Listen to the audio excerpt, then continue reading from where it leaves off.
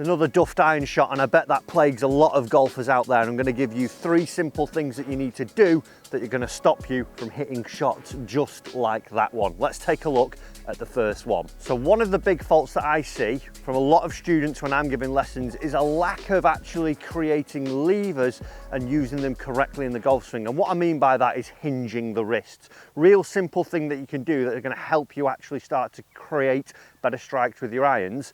Take a T-peg, and at the end of the grip where you've got a little hole in it, just pop it in there so it's just poking out ever so slightly, and this will become really helpful for you. Because in my poor golf swing then, what I did on the way back was try and create a lack of hinge. And then on the way down, I actually used my wrists in the wrong manner and almost tried scooping and helping the golf ball up in the air.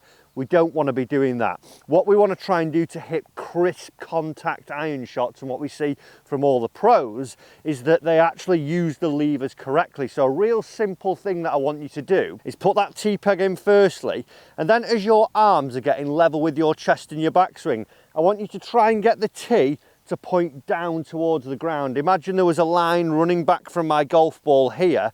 I'm going to try and get that T-peg to point somewhere on it. Now we can see I've actually got some levers created in my wrists, and if I came down slowly to impact from this position, I would unload them and we would see now I've lost the angles, but my hands have got in front of the club head, and that will get me ball then turf strikes. So really simple. Number one, let's create some levers and just start to actually feel that we're using them.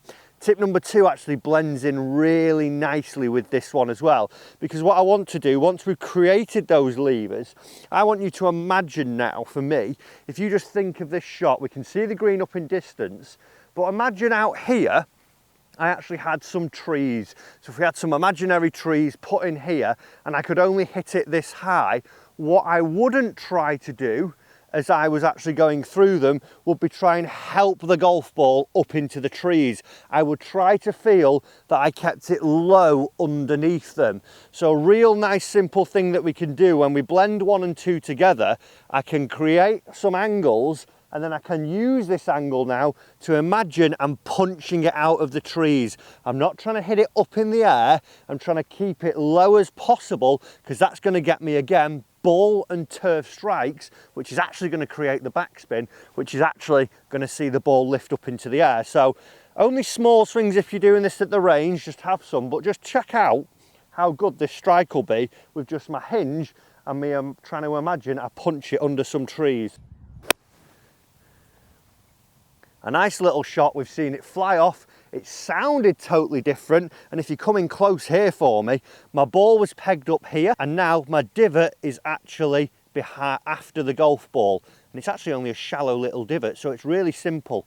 Create some hinge, and then imagine we're starting to get out of the punch trees with that little punch shot, and we'll start to see crisper, better shots. Let's take a look at the third and final thing I want you to do. Guys, if you're enjoying this lesson as well, make sure that you hit the subscribe button, and remember, leave us a comment down below with something that you're struggling with in your golf game, and we'll get it in one of our future lessons. Let's take a look at this third and final thing. So when I'm thinking of good iron shots, if I just play a little show highlight reel of every good iron swing that I've ever seen, whether it's from a pro golfer, from an amateur golfer, one thing always rings true to me, and that's their finish position. I never see anyone, when they've hit a good iron shot, falling behind the golf ball and looking off balance.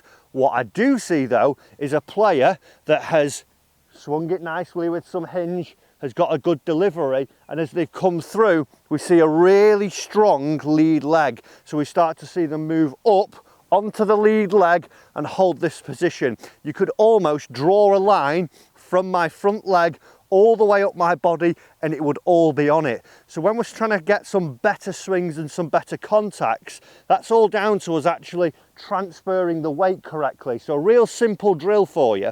What I want you to imagine now is that you've got sort of a ball that sits in your rib cage. And what I want you to imagine is you go through, I don't want you to put this ball over your back foot as you're finishing. We imagine it would be over here.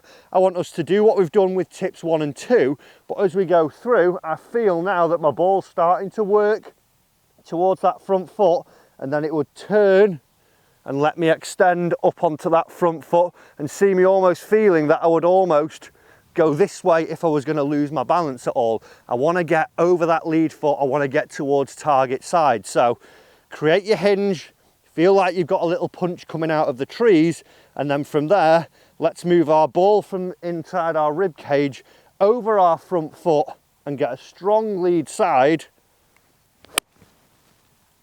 just like that one. And it's a beautiful crisp struck iron shot in 3 simple little tips. Guys, remember to hit that subscribe button and leave us a comment on what you're struggling with, and we'll see you in your very next lesson.